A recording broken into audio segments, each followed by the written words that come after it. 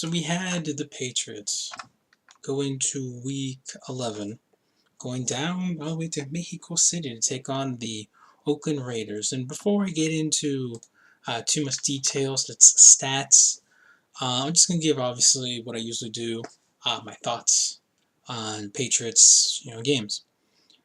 If I'm the Oakland Raiders, I'm embarrassed. And here's the reason why. I'm embarrassed. Now you're saying, well, it's not like they were like the Buffalo Bills who gave up 54 points to the Chargers. No, they didn't start a rookie quarterback in the first half for whatever reason, and he threw 5 interceptions.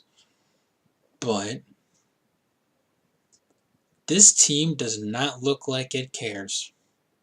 And it doesn't help that they have Jack Del Rio, who I've never liked as a head coach.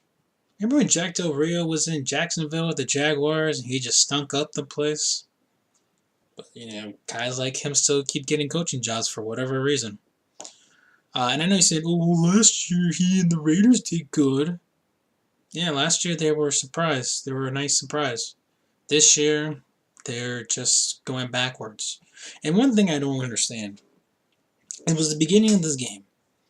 The Raiders were running the football rather effectively, including Marshawn Lynch, beast mode. And, he was playing very well. He only had 11 carries. And I get it, you were, playing from behind for most of the game. But even the beginning of the game, there was one drive where I think it was right before the end of the first half. Marshawn Lynch and the rest of the, running game, including Richard, are, just running down the Patriots' throats. So what do they decide?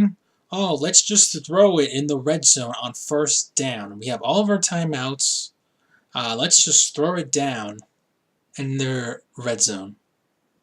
Okay? They throw it to Seth Roberts, who fumbles it, and the Patriots recover.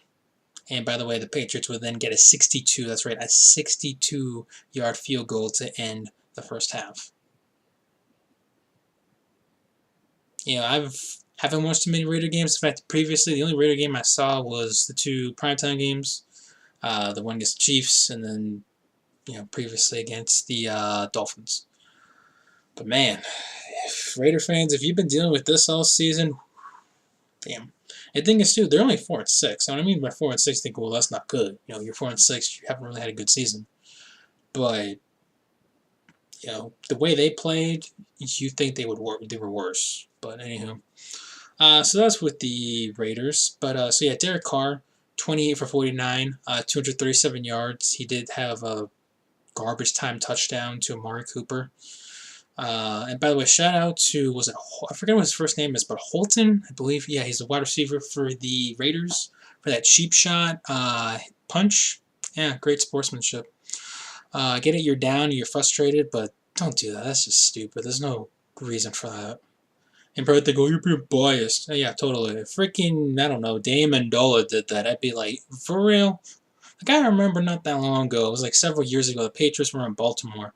And I think it was just like Wes Welker that wanted to fight one of the defensive backs for the Ravens. It wasn't Ed Reed. But I was like, oh, come on, you're the whitest guy on the field. You really think you're going to win? Anyways, yeah. And also, shout out to Derek Carr for throwing that great interception. That was to, I believe, who was the intended receiver on that one? I think that was, I want to say it was Amari Cooper, but I could be wrong. I know that Harmony picked it up after it was swatted away, but still grabbed it, so that was pretty cool. And Calvin had some crazy hit in this one, too. I was like, dude, calm down. And I think it was also, too, for the Patriots. What was his last name? Goodness gracious, what was his name? Francois. It's like something Francois. Jean Francois. He's only in like his second game with the Patriots, and this guy did like a clothesline from hell. For any like WWE or wrestling fans, this guy would make JBL proud. I was like, calm down. But anywho, and also shout out to Mexico City. Seriously, they had a lot of fans there.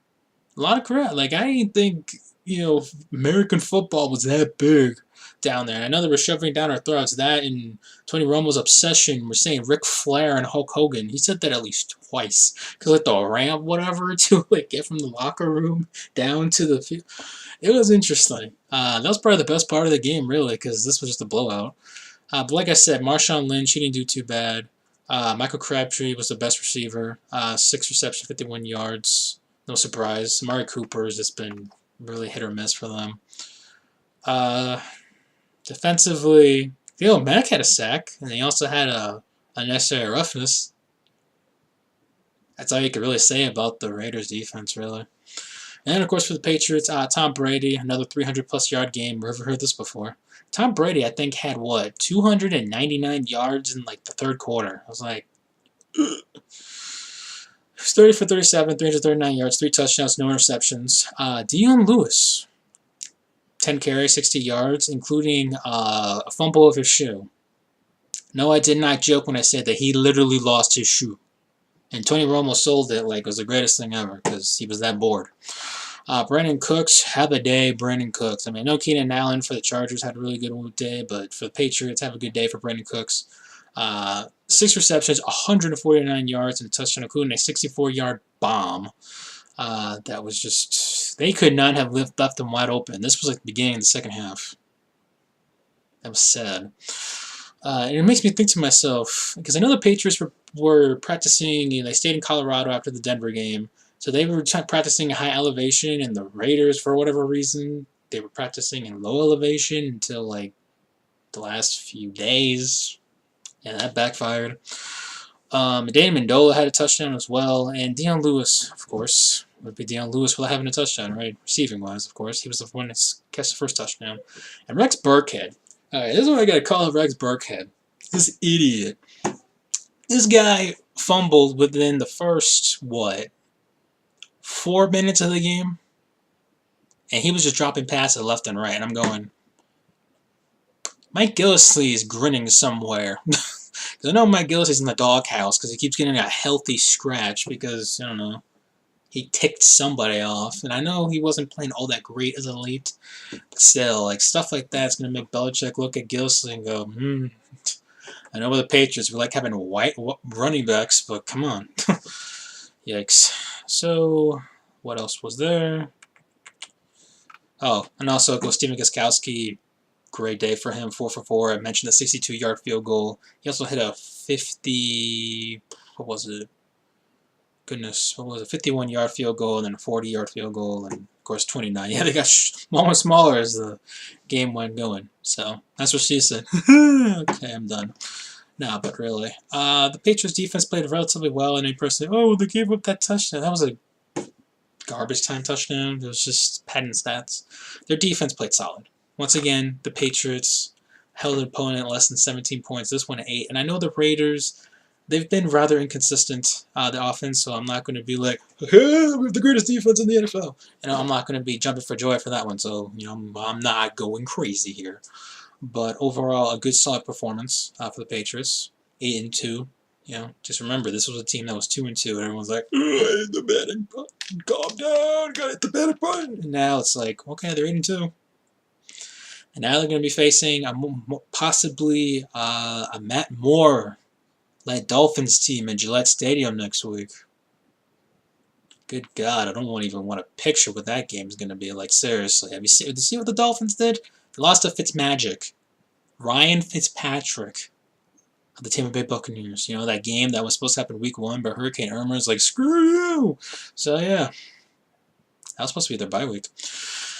So, anyways, Raiders fall to 4-6. Patriots improve to 8-2. As I mentioned, they go and take on the Miami Dolphins and the Patriots next week at Foxboro against the Dolphins at home, of course, for the Patriots. And that's it for me. I could be facing. What is wrong with me? Yeah, I could be facing boredom. I could be making a Survivor Series pay-per-view review video within the next few hours, depending how the show goes. If it's so bad it's entertaining, I will review it. You bet yourself I will. But if it's like, I don't know, nothing good happening, I can't make any promises, put it that way. So anyways, yep, that's it. And yeah, Mexico, what a great city.